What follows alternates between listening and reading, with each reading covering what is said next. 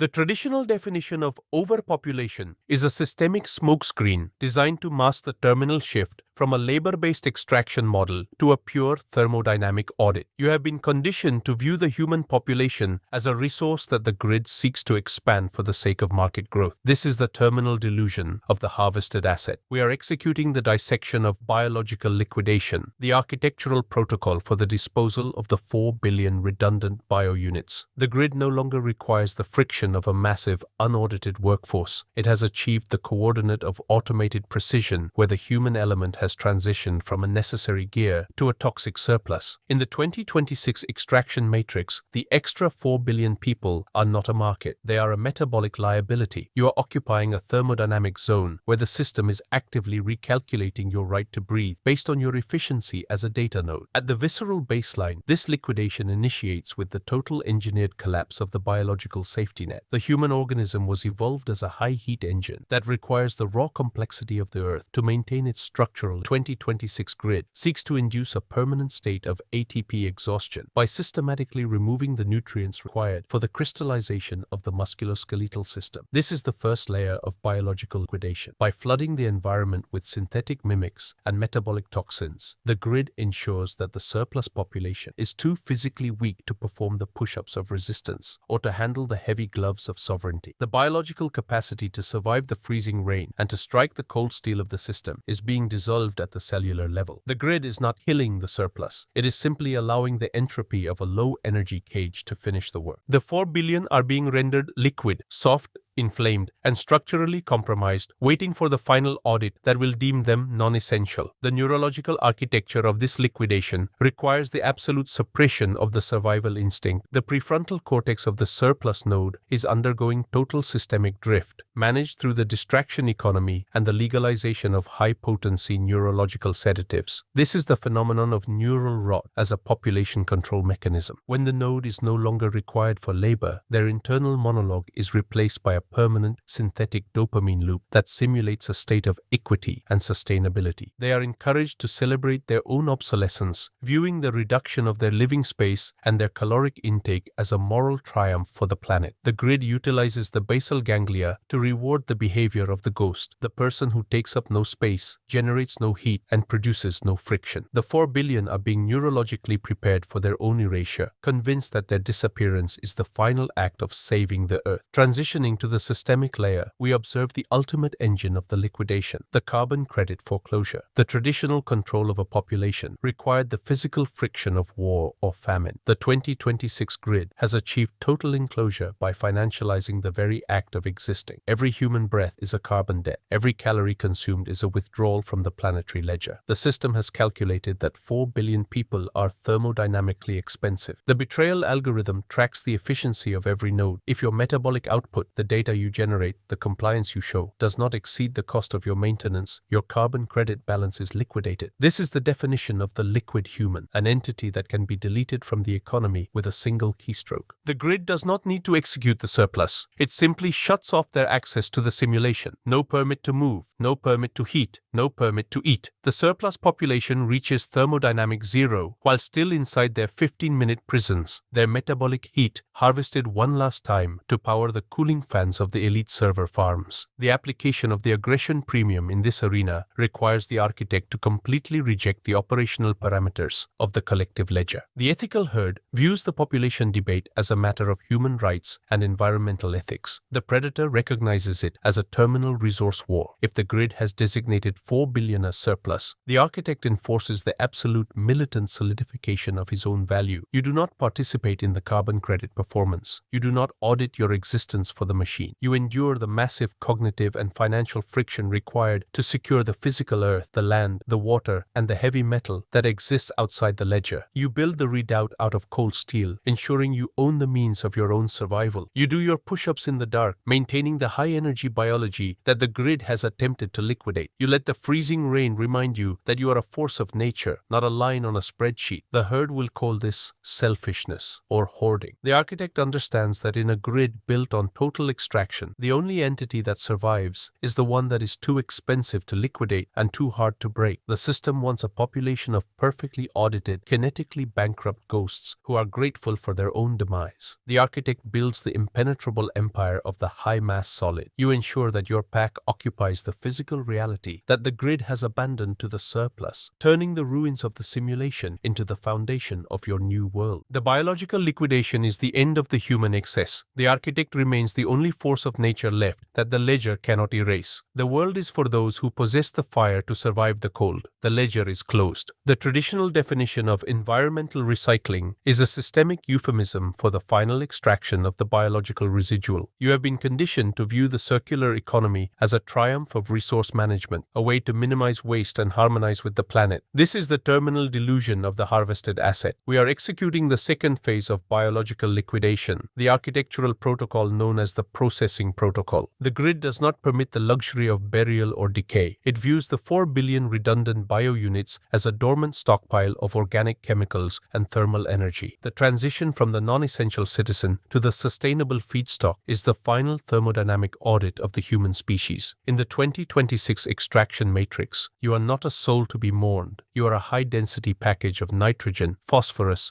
and carbon that must be reintegrated into the industrial loop. At the visceral baseline, the processing protocol initiates with the total commodification of the human carcass. The human organism was evolved to return its complexity to the earth, fueling the next cycle of predatory life. The grid seeks to intercept this process to prevent the leakage of energy into the untracked wilderness. This is the first layer of the protocol, the mandatory green burial or bioliquefaction mandates. By utilizing alkaline hydrolysis or high-heat composting, the grid converts the surplus population into a sterile liquid fertilizer or a concentrated protein slurry. This is the ultimate execution of ATP exhaustion. The metabolic heat you spent a lifetime generating is captured, and the chemical building blocks of your musculoskeletal system are harvested to nourish the vertical farms of the 15-minute prisons. You do not return to the freezing rain and the soil. You return to the nutrient tanks of the simulation. The biological capacity to handle the heavy gloves and to strike the cold steel is processed into a synthetic growth medium for the next generation of compliant ghosts. The neurological architecture of this recycling requires the absolute normalization of the post-human utility. The grid has engineered the total systemic drift of human morality by rebranding the disposal of the surplus as the ultimate act of planetary stewardship. This is the phenomenon of neural rot applied to the concept of the sacred. Through the interface, the nodes are taught to view their physical remains as a gift to the collective, a way to pay back their lifetime carbon debt. The basal ganglia are rewarded with social credit points for pre-signing bio-contribution contracts. The internal monologue is suppressed, replaced by the humming logic of the hive that the individual is nothing and the nutrient loop is everything. The 4 billion are being neurologically prepared to view their own liquefaction as a frictionless transition into the green grid. The capacity for the last hunt, the ability to honor the dead with the high-friction permanence of stone and memory, is being systematically replaced by the instant, sterile recycling of the biounit. This environment engineers the ultimate self-sustaining status trap, the legacy tier. The herd views their inclusion in the premium nutrient loop as a mark of a life well lived. They pay for the privilege of being processed into specialized fertilizers for the elite gardens of the megacity, mistaking their total dissolution for a form of immortality. They call it eco-legacy. The grid calls it the total reclamation of the asset. The system converts the node's fear of death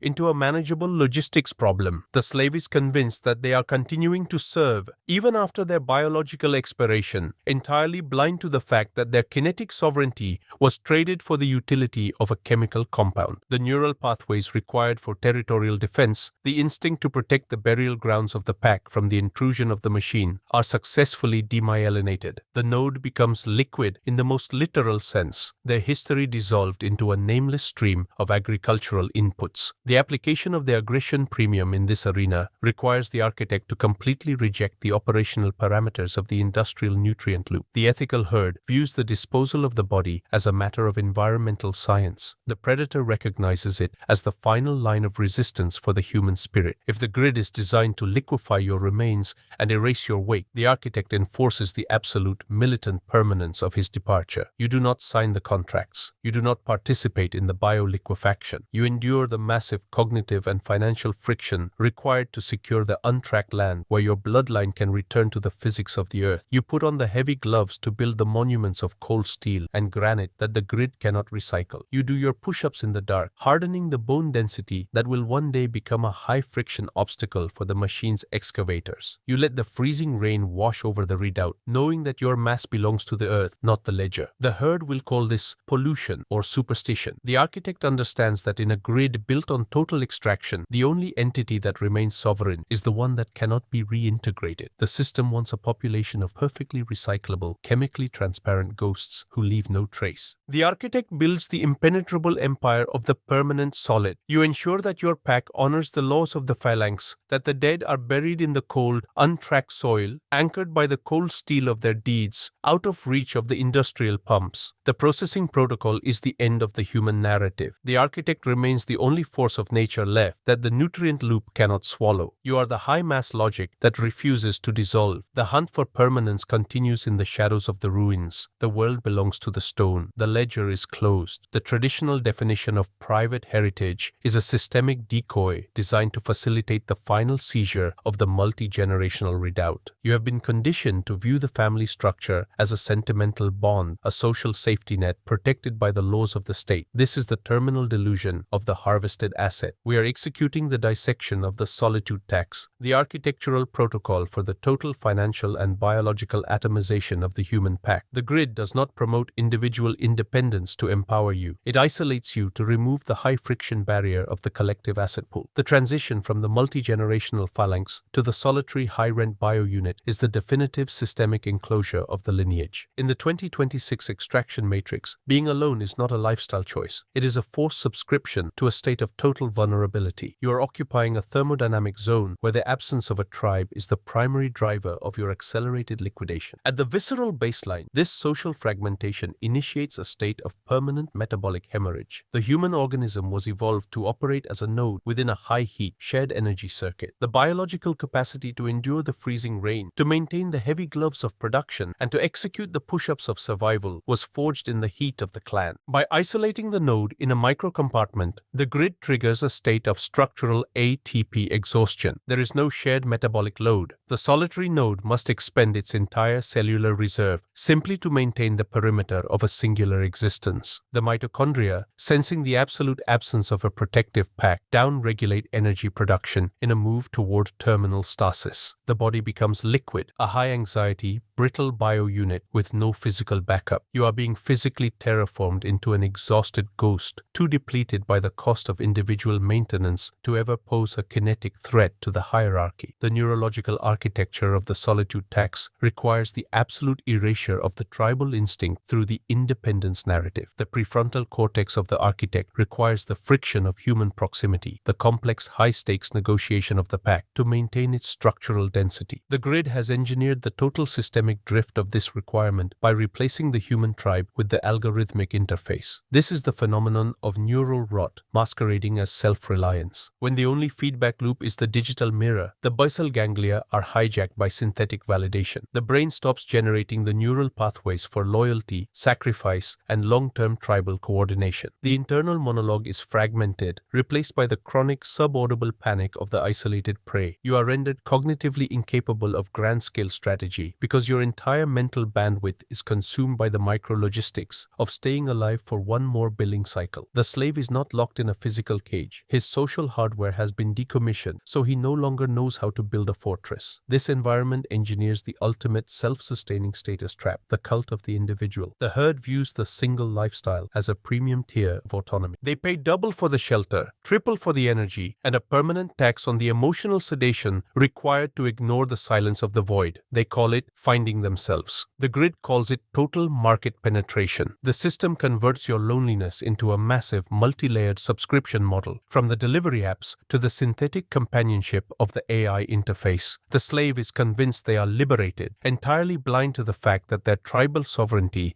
was harvested to ensure they never aggregate their resources to challenge the master. The neural pathways required for collective aggression, the ability of a phalanx to strike the cold steel of the system, are successfully demyelinated by the illusion of self-sufficiency. You are a solitary circuit, easily unplugged when your efficiency drops. The application of the aggression premium in this arena requires requires the architect to completely reject the atomized parameters of the urban grid. The ethical herd views the breakdown of the family as an inevitable social evolution. The predator recognizes the family as the only viable financial and kinetic redoubt left on the map. If the grid is designed to extract from the individual, the architect enforces the absolute militant solidification of the clan. You do not atomize, you cluster. You endure the massive cognitive and financial friction required to maintain a high-density, high-loyalty. You accumulate the untracked land and the physical gold that can sustain 3 generations of your bloodline. You put on the heavy gloves to build the physical compound that houses your kin. Far from the 15-minute containment zones, you let the freezing rain of the outside world strengthen the internal bonds of the phalanx. You do the push-ups in the dark alongside your heirs, ensuring the crystallization of a predatory lineage that cannot be audited or isolated. The herd will call this regressive or clannish. The architect understands that in a grid built on total extraction, the only entity with leverage is the one that cannot be processed as a single unit. The system wants a population of perfectly audited, solitary, kinetically bankrupt ghosts who are easy to delete. The architect builds the impenetrable family empire, turning the bloodline into a high-mass logic center that the grid cannot swallow. The solitude tax is the price of the weak. The architect pays only in loyalty and the defense of the territory. The phalanx is the final architecture of resistance. The pack remains sovereign while the individuals dissolve into the ledger. The cycle of the predator begins where the social contract ends.